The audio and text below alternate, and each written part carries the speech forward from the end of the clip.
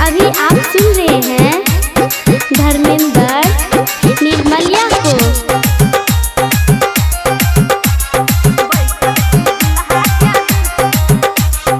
माँ Gayatri recording studio. Camera वाला रो वीडियो वाला बोलिए ना। कैमरा वाला रो वीडियो वाला बोलिए बोलिए। कैमरा वाला रो वीडियो वाला कैमरा वाला रो वीडियो वाला बैसल छी दुल्हन के बीच रे छोड़ा देबो फोटो त खींच। बैसल छी दुल्हा के बीच रे छोड़ा देबो फोटो त खींच।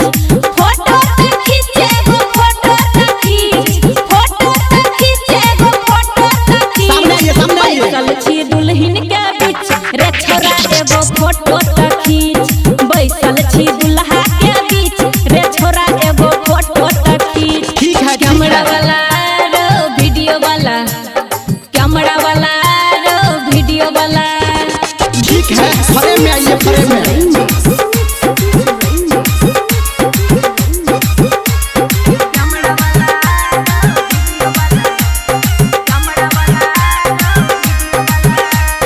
अभी आप सुन रहे हैं सावरिया म्यूजिक।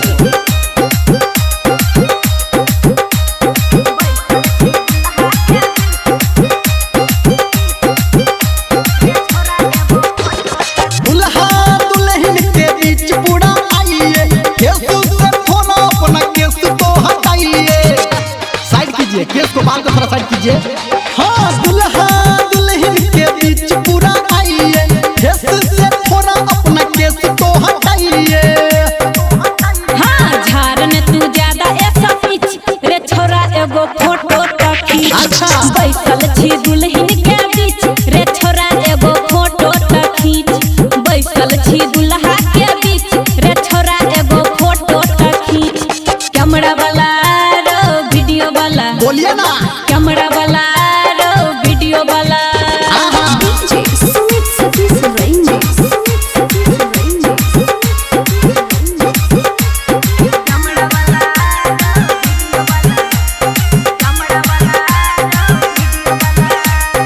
माँ गायत्री रिकॉर्डिंग स्टूडियो।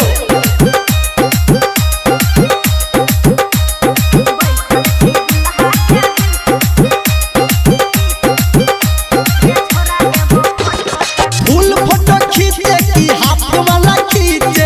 ओढ़नी को थोड़ा और लाइएगा नीचे। थोड़ा हल्का हल्का साइड कर दीजिए, हो जाएगा तब।